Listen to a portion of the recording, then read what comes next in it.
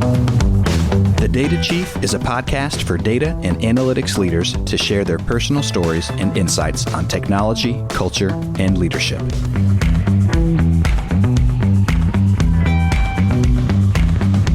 Welcome to The Data Chief. Welcome back to The Data Chief. I'm your host, Cindy Housen, and today we are joined by none other than Ketan Karkhanis, the CEO of ThoughtSpot, a leader in AI-powered analytics. Ketan will share his perspective on how the analytics market is evolving and the shift from traditional BI to proactive agentic intelligence. He'll also share the challenges that companies face in this transition. Ketan, welcome to the Data Chief. Thank you. Thank you very much. Very exciting. The Data Chief is brought to you by ThoughtSpot, the agentic analytics platform company that is redefining how the world interacts with data. With ThoughtSpot's intuitive natural language search and agentic AI, every user can access transparent, governed, AI-powered insights when and where they need them. Learn why industry leaders like Cisco, Toyota, Hyatt, and Capital One rely on ThoughtSpot. Experience the new era of analytics at ThoughtSpot.com. Thank you so much for sponsoring this podcast that's like for 6 years now. Of course. You're doing a great job. You have some incredible leaders on the show, and I listen to it and I get inspired by it, whether it's the story I heard about Sephora, and then so many of your customers. I mean, it's less about technology. It's more about, look, how do we really take advantage of the technology on behalf of our customers? For sure. I think so. That's very exciting. Well done. Congratulations. However, I must say, are you going to resurrect the BI scorecard any day or no? That's not happening. Well, there is. Okay, so Ketan has known me for a while. I want to resurrect the Gen AI scorecard. That would be really good. But hey, guess what? I'm the boss of this podcast, so I'm going to ask you the questions. Sorry. Go ahead. Well, one thing, Ketan, so you and I spend a lot of time in person and virtually, and I know you spend a lot of time also in the field meeting with our valuable customers. We like to travel vicariously through our guests. So where in the world are you joining us from today, or where will you be with customers when this releases? I'm in Sydney, and then I'll be heading to Melbourne because, ThoughtSpot has gone global. And now we've got a great presence in Sydney. We've got some incredible customers. Macquarie Bank, you've heard of them. They're one of our largest customers there. There are many, many more we can talk about in a minute. But yeah, I'm excited to be here with the team. We've got an incredible team. And then I'll be heading to, I think so, after Sydney, then I'll be in India. We've got an incredible organization in India, some great customers too. Yeah, so it's always on the road. It's just exciting. It's exciting because you get to listen to the customers. And I mean it. I've got the easiest job because if I just go listen to as many customers as I can, I get the answer to what needs to be happening. Yeah. And it's incredible. It's fantastic. It is fantastic. The customers are the best. And as you're there, I'll also give a shout out to a loyal Data Chief podcast listener, Frankie One team, and congratulate them on their award that they just received. So congratulations. I can't wait for you to meet them. Yeah. And now, Ketan, you've just completed your 1 year mark as CEO at ThoughtSpot. A lot has happened in the last year, but take us back a year ago.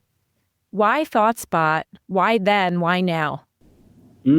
It's a very important question because I think so it summarizes the market in a way. I was in Salesforce before I came here, and I'll tell you it was the best job in the world because I was running Sales Cloud, which is the flagship product for Salesforce, and I've been in Salesforce 13 years. I've built Einstein. I've done a lot of things. I was having a lot of fun out there, and some incredible people and incredible leaders that I got to learn from, whether it's Mark or Parker or anybody out there. But, a couple of years ago, AI has always been there. People think AI started now. Well, no, not really. We've been doing this for a bit. But the generative AI trend that really, I think so, became real. It came out of research papers and it became real a couple of 2, 3, 4 years ago, if you say. And a thought kind of started appearing, and we did this in Salesforce too, is like, whoa, this is not just another technology wave. This is actually a foundational rewiring of the entire technology stack. And to draw a parallel, I'll give you a simple example.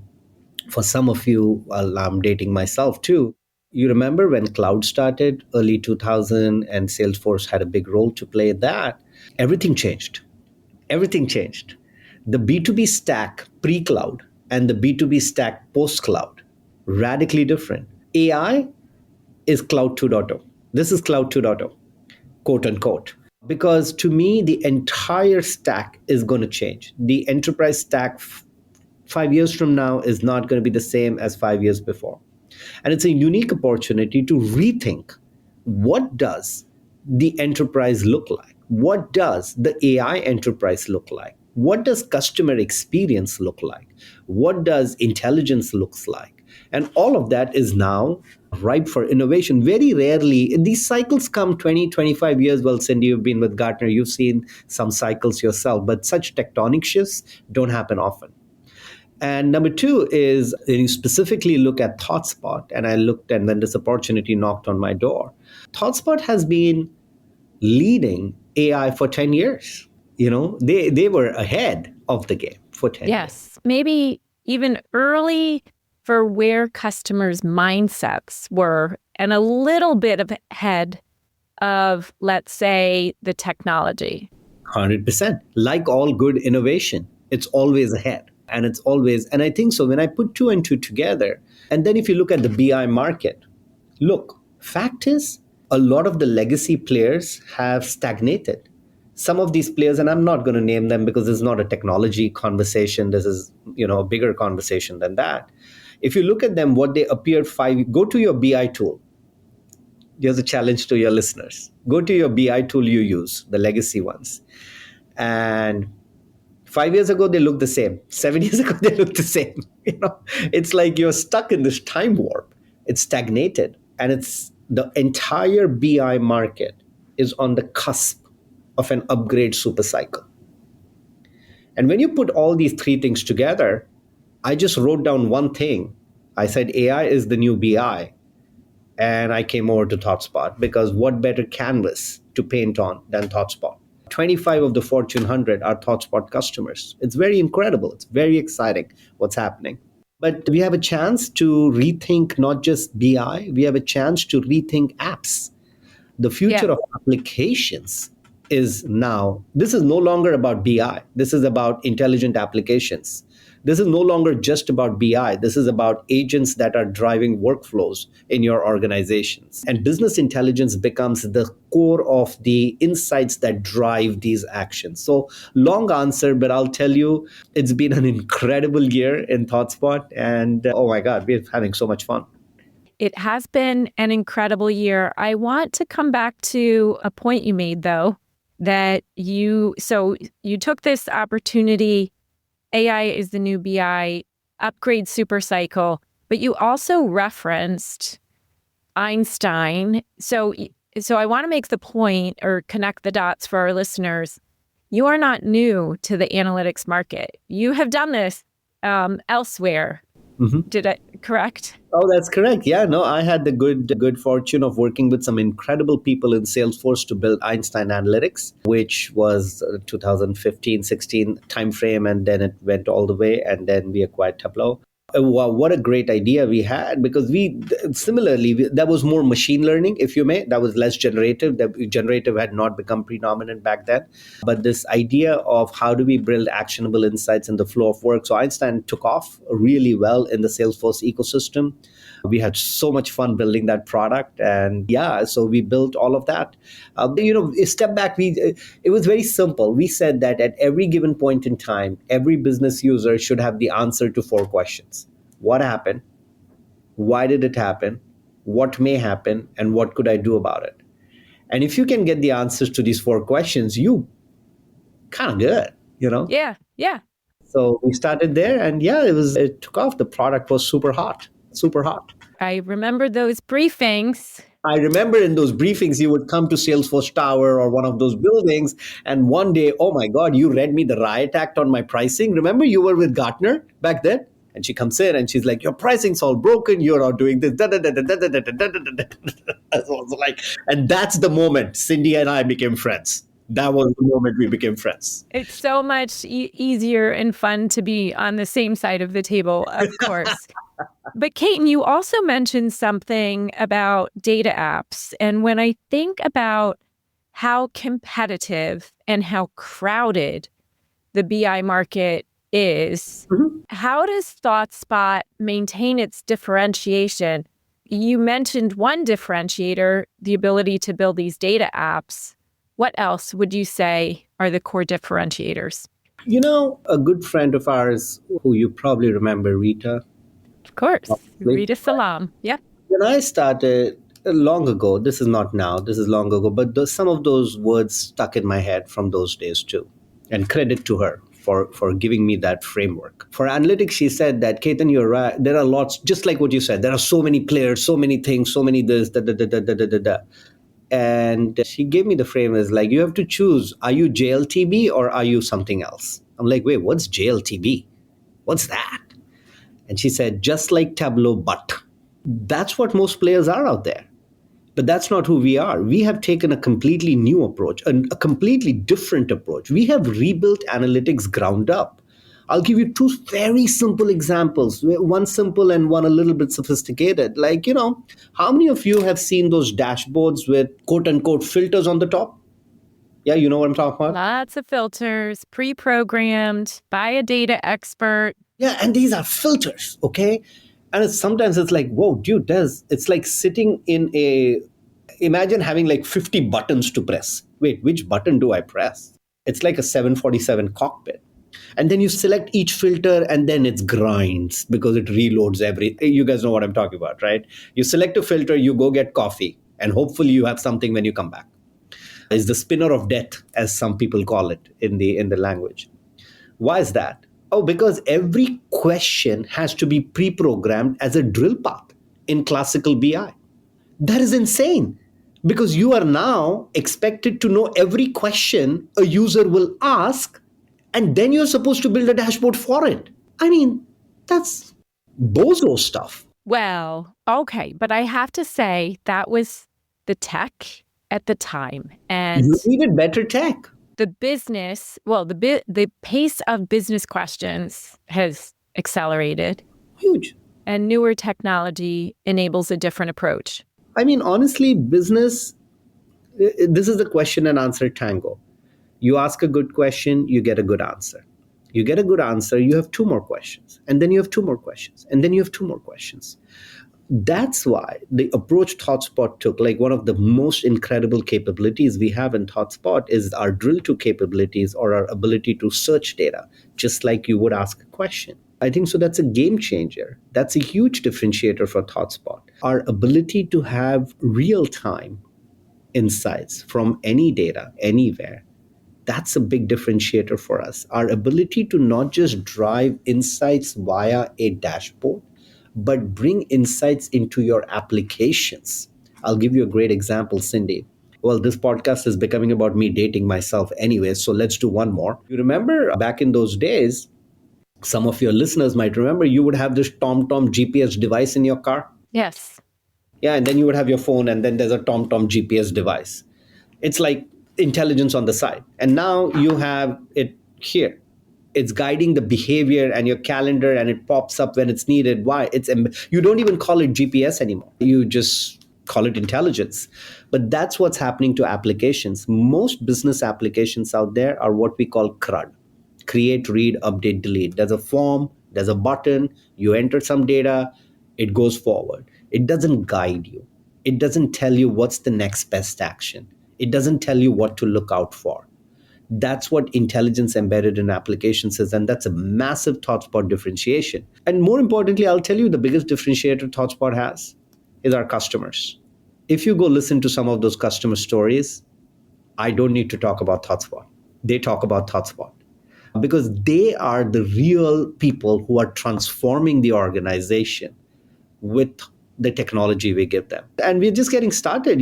September, we're launching Boundaryless Enterprise, a completely new way of thinking about BI. Because classically, one always thought about structured data. But we asked the question, wait, hold on. What if the enterprise was boundaryless? What if you could have structured data, unstructured data, giving context and world knowledge, driving insights to every work person in your team? Game changer. So we are launching Boundaryless Enterprise. Come ahead in December, we are going to launch Autonomous Enterprises. So lots to talk about. Yeah. I think so. I'm going to have to come on your show again, if you have me. Exciting times for sure. And you reference boundaryless. And one of the secret sauces there, if we were to say 2024 was about AI agents, I would say 2025 has been about agent orchestration, sparked also and enabled by MCP servers. So ThoughtSpot launched its own MCP server as well. How do you think this changes the game? So, think about it this way. Context is really critical. Not just in BI, but in life too. We always are asking for what's the context. Show me the big picture. Most humans, we work like that. But this ability to bring context comes via this idea of boundaryless. Now, MCP is a technology which enables it, and Anthropic has done a great job. And we were one of the first BI products to launch an MCP server out there. And it's great. My customers are loving it because now ThoughtSpot has become an AI service you can embed in any of your agents. Let's say you're using OpenAI ChatGPT. Let's say you've built your custom agent. ThoughtSpot can provide AI as a service within that agent. But we are taking it a step further.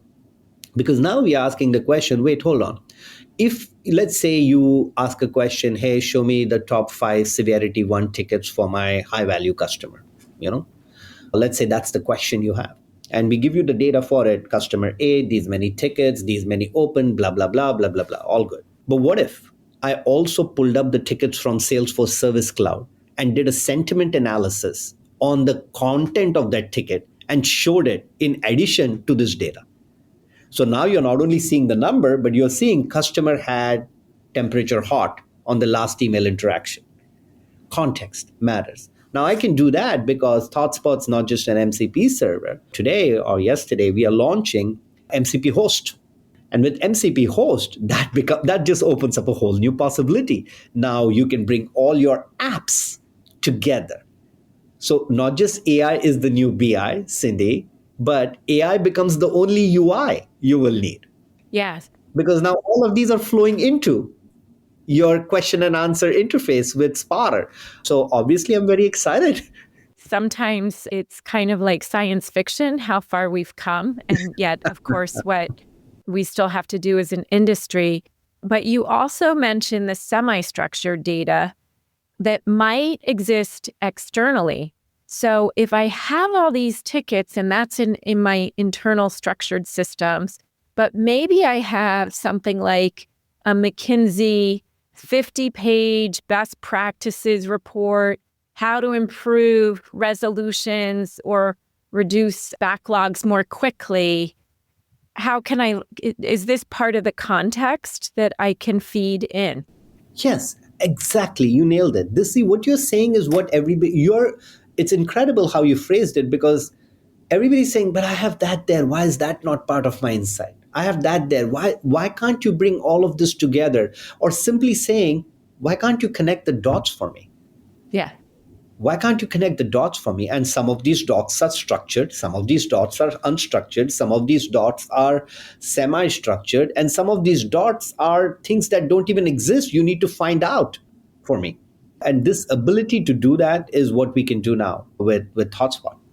Yes. So, Ketan, as you mentioned tickets, of course, I have to think about a recent call. You walk the talk, you drink your own champagne. You are a data-driven CEO. So I want to hear how you're using data and AI internally at ThoughtSpot.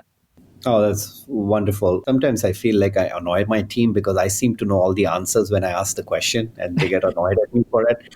But jokes apart, I've got the best team. I'm telling you guys, like, I've got an incredible leadership team. Like, these guys are just like firing on all cylinders. It's crazy how good they are. But listen, I'll tell you, and I mean it. And maybe sometimes I can put out a video or something, Cindy, but like I run the entire company on one dashboard and Spotter. That's it. I don't have 10,000 dashboards. I don't have 50,000 things. I don't have a personal dedicated data person. Like, you know how CEOs have all that? I don't have anything. Like, I just have Spotter and I have one dashboard. And we actually call that thing, it's not even a dashboard, it's an app I use to run my company. And we call it One Spot. We name everything with Spot, obviously, because ThoughtSpot, get it, like, Yeah. So that's One Spot. And it's fun. It's great because I run it to not just run my day, but that's how we run our meeting. So when I do my Thursday weekly leadership call, all my leaders are there. We don't have PowerPoints or spreadsheets or anything. That meeting, you cannot bring any of that. You can at the most open up One Spot and talk about whatever we want to talk about. But we use it not just in those meetings for our leadership conversations, it's guidance across during the meeting. I'll tell you, yesterday I was sitting down with our incredible CMO, Micheline. I was having my one-on-one with her. And we were not in the same room. I was somewhere else and she was somewhere else. And we were on a call like this. And she was telling me about how great pipeline is. Pipeline's through the roof. Like right now, it's just crazy hot out there for ThoughtSpot. And while doing the pipeline, I was like, I asked Spotter, but show me how ANZ is doing for this segment. And Spotter answered that question for me. It was like, oh, now it's very context. Like when we sit in a forecast call Monday morning, Spotter is in the room with us. I have my CRO, my COO, all the sales leaders, but Spotter is right there and helping us answer these questions. So it's as a CEO personally, I find it like it has allowed me to be more precise in my conversations. It has allowed me to ask better questions, but it's also allowed me to help my team think about what kind of customer experience we want to give, because now we are using it every day to run our business. Yeah, I would love to show it to someday. Yeah. And so it sounds like for sure, as you work with CEOs and you advise them, you would tell them no blessed PowerPoints, static, anything, real time, anything else that you would advise CEOs or CDAOs supporting them. What would you tell them? Sometimes all of us are really smart people. And I'll tell you very simply, don't let perfection be the enemy of progress. That is where I see most people, I wouldn't use the word stumble, that's a harsh word to use, but slow down. And then slow down sometimes results in stall. And stall sometimes results in, well, nothing's really happening. So what I mean by that, look, when we started, like, do I have all the metrics beautifully defined, KPIs beautifully defined, and every part of my data and business perfectly articulated in one spot on day one? No, I do not. But that's okay. Perfection cannot be the enemy of progress, especially with AI. But two is culture. I think so. These two, and perfection enemy, it's part of culture. I'm Yes. giving you a characteristic of the culture, if you may. But let's zoom out from that and talk about culture, because I feel like, and we experience this, Cindy, you sit in so many of my meetings. We have experienced this, right? When you tell something, like when we were trying to use data for our meetings, you have to have a culture of, you have to walk the talk. I have to show up to that meeting with one spot, and then my team does it. Or two, we have to have the culture of trust. Do you know, Cindy, that I have made one spot, everybody in ThoughtSpot has access to all data, all our book, like we want everybody to have access to data. The culture of allowing what I call experimentation to flourish, because that is important. There's a lot more. Every organization, I would say that don't try to build a spaceship every day. Yeah. I love progress over perfection. The culture part, of course, it's fear if the KPIs are not performing the way somebody wants. and what you do. So how do you investigate the low performing KPIs so that there is not fear, but rather that learning? Those are all great points, Ketan. The other thing, besides using ThoughtSpot and drinking your own champagne, you have some mandates around the company being an AI company across all functions. What can you share publicly about some of the AI tools we use and the benefits that they've delivered or we expect them to deliver? No, absolutely. But first, I want to tell you a mistake I made on the AI journey, because I made one. And I'll tell you, the mistake I made is like every CEO out there, we get excited. We're like, oh my God, let's go be an AI company. Let's go do it right now. Why aren't we doing this? Da, da, da, da, da, da. And you get excited, you tell your board, and, you get into like all those things. And then it's like, wow, it's like not much is happening, because I realized my mistake. And the mistake I made was, wait, hold on. This is such a tectonic shift. We need to first invest before we expect to get outcomes out of it. And the investment that is needed is not much. It's simply in educating people. One of the first things we realized, and I said, like, the minute I realized my mistake, we retooled this. And we're like, no. Let's not worry about what we are going to do with AI. Let's first think about what is it? Let's learn about it. Let's educate everybody. And when I say everybody, I mean everybody. So in ThoughtSpot, we ran a program, that was the mandate, generative AI training for everybody. A very well thought through program of 3-4 hours, async, sync, both, a Slack channel where people collaborated on what they learned. But everybody in the company, whether you're an engineer, a salesperson, an executive assistant, the leader of our facilities, no matter what your title is, no matter what your function is, no matter what your country is, you have to finish this training in the next 30 days. And we did that.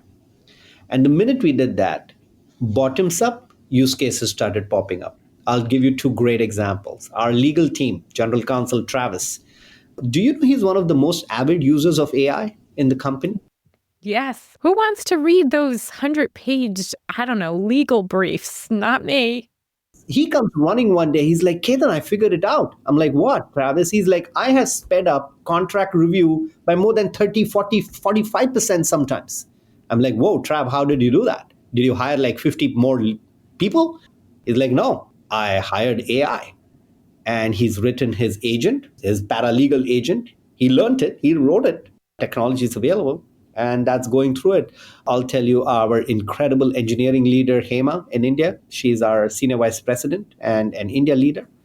She had this unique thought process of, wait, we should do a hackathon to figure out exactly what does the modern AI engineering organization look like?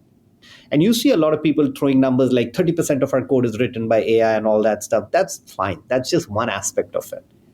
What we have focused AI on is increasing innovation velocity. Time to prototype, how fast we can prototype, how fast we can ship, how fast we can triage. And we are using AI across the board for that. I'll give you one more example is our sales team. So, in engineering, you have this concept of 10x developer. You've heard of the 10x engineer, like you've heard the 10x engineer, right? With AI, we are making most of our engineers 10x engineers, which is incredible. I always say AI plus you is equal to a super team. But our sales team has now come up with a plan for 10x sales rep. How can you 10x the sales rep? And in all of these things, we are not talking about cost or OpEx or everything. We are using AI to amplify our impact and the speed at which we can execute. Because guess what, Cindy? I'm competing with whom? Tableau. They have 10,000 people. And we can do it, and we are winning because AI has given me and my team an asymmetric advantage in this market. So it's very exciting. But first, I had to make a mistake and then learn and then kind of go fix it. So it's okay if you guys have made a mistake. Just go fix it. It's fine. Experimentation, progress over perfection. But the fact that you even highlight legal and marketing, for example, I think the approach that was also unique. So let's also recognize, if I take data from a year ago, 84% of Americans, we do not have global data, but 84% of Americans fail basic AI literacy. And this is now the pace of innovation has accelerated, but you and Kim, our head of talent, took a unique approach to contextualize it for each function. So it wasn't just, hey, go learn this LLM. No. It was, how does it apply to my job? Exactly. And it's became the core part of our learning program that Kim and HR team runs. And I think so. This is the big message I might have for all of you is you have to invest in educating your team. Don't expect them. You can't expect them to Google their way through life. Yes, or ChatGPT or Claude our way. Yeah. Who has time for that? Yes. You have to educate, and it feels like such a simple thing, but it will be the profound unlock in your organization. All my best ideas are not mine. They're coming from my team. From the team and from the customers. So let's shift a little bit and recognizing we can't talk publicly about all the customers we would want to, Ketan. So tell me about a customer that most surprised you with their use case that listeners could relate to. I'll tell you a couple of examples. Number one, let's maybe start with EasyJet. And they are in Europe, a low-cost airline, and very good customer service, very good customer experience. And they had this amazing, simple use case of how do we avoid cancellations and trips and time. And they had all the data in their world. They had all the tools in the world, but they were not being able to deliver on that business outcome. And I think so what surprised me the most was the ability of that team to focus on, it was not about our technology, it was the ability of EasyJet to focus the entire project on business outcomes. Because very quickly, I see most of us, including a lot of my customers, it starts becoming like a systems conversation and a technology conversation. And very quickly, you're talking about feeds and speeds and dimensions and measures and this and that and this. But EasyJet, such a great customer, so customer focused, made it a business value conversation. And I loved it in that. I'll tell you another example here closer to the US, Navan. How they took a simple thing like not a simple thing, but a seemingly travel and booking concept of app. And they brought intelligence to it by allowing every company to now have embedded AI so that they can stay on top of their travel and expense policy very quickly and very easily. I mean, that was incredible. You can go on and on. The most common surprise I have if I tie all these stories together is how hungry organizations are for actionable insights, despite of having so much of legacy tech. And I don't think so it's a people problem. It's the problem of those old tech. It's like people are using flip phones. Legacy BI is like a flip phone, and you have to like press plastic keys to write a text message, and it's just not effective. It's not working. Yeah. And those are all great case studies and customers, of course. Some would say to me, Cindy, it's easier for some companies also because they have less technical debt. But if I think about an industry that certainly has tech debt, maybe automotive, do you want to share one of our newer automotive customers? Do you want to share a little bit about that? What was unique? Oh, which one? You want the one in the US or you want the one in the Europe? Like, which one do you want me to talk about? No, I'll tell you about Keyloop. But again, this is a very exciting company, and they are building capabilities for retailers across the world. And they have now embedded AI and analytics in their experience. The Keyloop app is now an intelligent app. And now retailers have access to the most relevant insights about their customers, about the products, about the inventory at their fingertips. Now, it sounds simple, but they have replaced what was earlier. Like, it is so liberating for a retailer to have all that insight. But the best thing that has happened, it has strengthened the relationship Keyloop has with its retailers, with those customers. because now they get this tremendous value added insights as a part of the application. So Keyloop is doing great. Closer to home, Techion, I think so. They have done something similar out here. They are the CRM for automotive, if you may. And they have also transformed their experience with ThoughtSpot. Yeah. So significant hard business benefits when we think about on-time flight performance and happy customers, or automobile retail winning business there by delighting customers.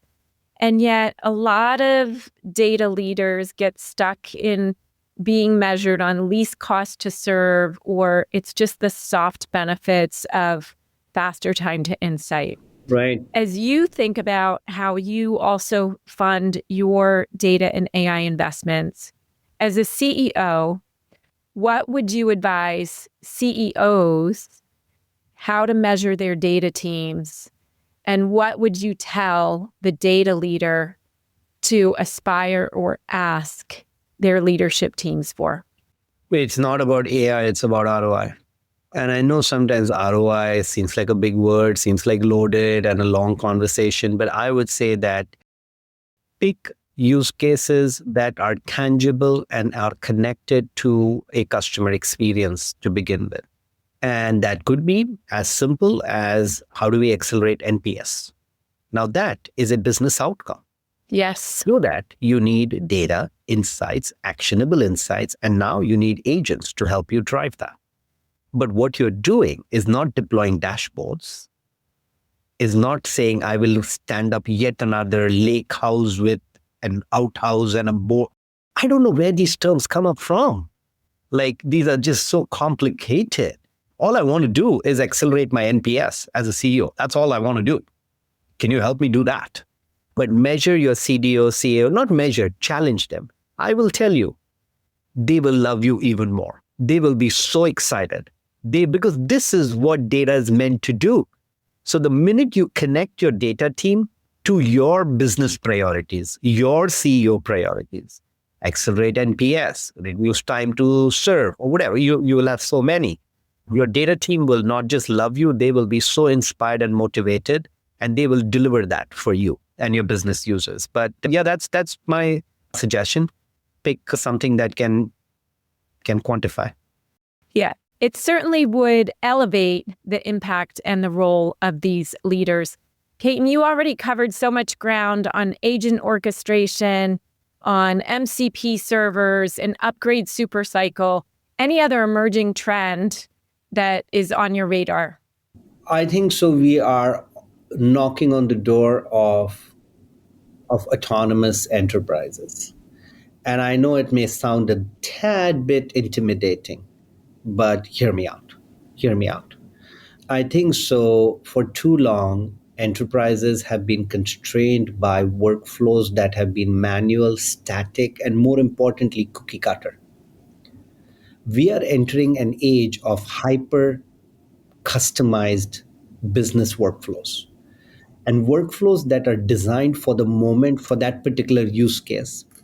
And I think so, a simple way of characterizing an autonomous enterprise is, previously we would think about, hey, give me a dashboard. Then somebody would look at the dashboard and look at the data, then figure it out, and then figure out where to go to take the action, so on and so forth. Now imagine an agent that not just tracks your customer cases, customer sentiment, incoming opportunities that your sales team is working on, figures out that, oh boy, this customer is probably not in a happy state, automatically adds that customer to a nurture campaign with your customer success team, automatically puts that customer on the invite list to the next event. I'm coming up with actions, but you get the Yes. point. Yeah. But you Yeah. get the point. And then you as a human being, I'm so sorry, I get excited by this, Cindy. I get super excited by this. But and then you as a human, right? You focus on what humans are really good at, is building those relationships, is making judgment calls when technology fails. Leave the mundane to the machines. And I think so the exciting part for this future is going to be every worker, all of us, we are going to have like these 10, 20 agents working for us. you are going to have 10, 20 agents working for you, Cindy. And some of them are going to be like these central agents. Some of these are going to be custom agents, which are only for Cindy. But all of these agents together, you're going to be surrounded by your own personal team of agents. And you and that team of agents together, you're going to become a super team. And that's going to happen. And I'll tell you what I'm actually looking forward for in that future. I feel extremely optimistic about this future is because A, we are going to elevate people. We're going to have a better work-life balance. But more importantly, I think so it's going to create even more opportunities for every human being. Because I'm talking about business, Cindy, but scale back. Can you imagine the impact of this on society, Oh, for on health, sure. Yeah. on Yes. education? Like we are barely scratching the surface, Cindy, and that's why ThoughtSpot is such an exciting place to be, because we are not just using this technology. Very soon, our mission, if you go to our website, our mission is to make a more fact-driven world. We actually think data and AI, the business part is very interesting, and we talked about it, and that's great. But the more real exciting part is what are we going to do about this for our society? Yeah. So, And yeah, it's going to be fun. it's exciting. I get excited working with the customers, reimagining these legacy work processes. How can we do it better, faster, more efficiently in the future? It's very inspiring. Ketan, we've covered so much ground on data, AI, culture. We're going to switch to a fun lightning round. All right, let's do it. Beyond tech, what's a quirky hobby or interest of yours that might surprise people? I like to cook. Oh, okay. What do you like to cook? I let YouTube decide. Ah, But the thing is, the feed rules. Do you know what I'm saying? Like you just let the feed scroll, and then you yeah. see something, and you're like, that. Okay. Hate to break it to you. Next offsite, we're all cooking together. It's kind of exciting. I like that. How about a book or podcast that has had a big impact on your leadership style? Oh, it's hard to pick one book or one podcast, but I'll tell you many books that have helped me fix my flaws. And I'm a very flawed person. But for example, I'll tell you a book that always inspired me was Team of Rivals, Lincoln's biography. That was really good. A book that inspired me was Building of the Panama Canal, The Path Between the Seas, on how to navigate complex, massive engineering cutting through continents. I mean, our job is not that hard. They actually cut through a continent. I'm always a big reader I'm fascinated by history, so I read a lot of history. This might be provocative for your show, but I've also liked reading about Genghis Khan. Mm-hmm. And I feel like that part of him, and then there's the part about how it was the largest empire and when you had to go around in horses. So very interesting. Lots of conversations inspire me. Podcasts, I listen a lot. Not like it's hard. These podcasts are becoming bigger and bigger and bigger. So it's hard to listen to an entire podcast nowadays. Like I can't 3 hours, but I listen to a lot of Lex Friedman's got a good podcast. I listen to him nowadays a lot. But I also leave myself open to what I call serendipitous discovery. Mm-hmm. Just by nature, I'm curious. So if you send me something, I'll be like, oh, let me check it out. I rarely have a predisposed notion. That's quite a good range. And we will link to those in the show notes. Ketan, I'll let you choose the final question depending on your mood in the moment. Either what are you most grateful for, maybe beyond the obvious of health and family, or what's the happiest memory you've had from the last week? Oh, yeah, I can tell you the happiest memory from last week. My son was here home for summer and he left for school last week and we dropped him off at the airport. And the way he hugged me this time was very different than the usual hug. It felt like he's grown up. He's now a sophomore in college. But it just felt like he's not that kid anymore. He's grown up into a very good young man. And both Pooja and I, Pooja is my wife's name, we felt it. And then we were very happy driving back home. That's beautiful. Thank you for sharing that. We know when they go back off to college in the fall, it's a good time. It's also an emotional time. Ketan, thank you for all you do for our industry and for sharing your insights on the Data Chief podcast. Oh, I'm so grateful you could have me on the show, and keep doing what you're doing, Cindy. I mean, you bring so much good provocation and conversation to this industry, and you've done it for years. You've done it before AI. You've done it before all of these things, and now you're leading this AI narrative and conversation. So please keep doing what you're doing. We love listening from you. I will do. Thank you for joining the Data Chief as we explore data and AI leadership. To continue your journey, subscribe to our podcast on your preferred listening platform and connect with me on LinkedIn or X at BI Scorecard. If you are loving this podcast, please rate or review it so others can also discover the podcast. The Data Chief is brought to you by ThoughtSpot, the agentic analytics platform company built for everyone to create personalized insights, drive decisions, and take action. Learn how companies like Lyft, Brambles, and Navan are leading the way at ThoughtSpot.com.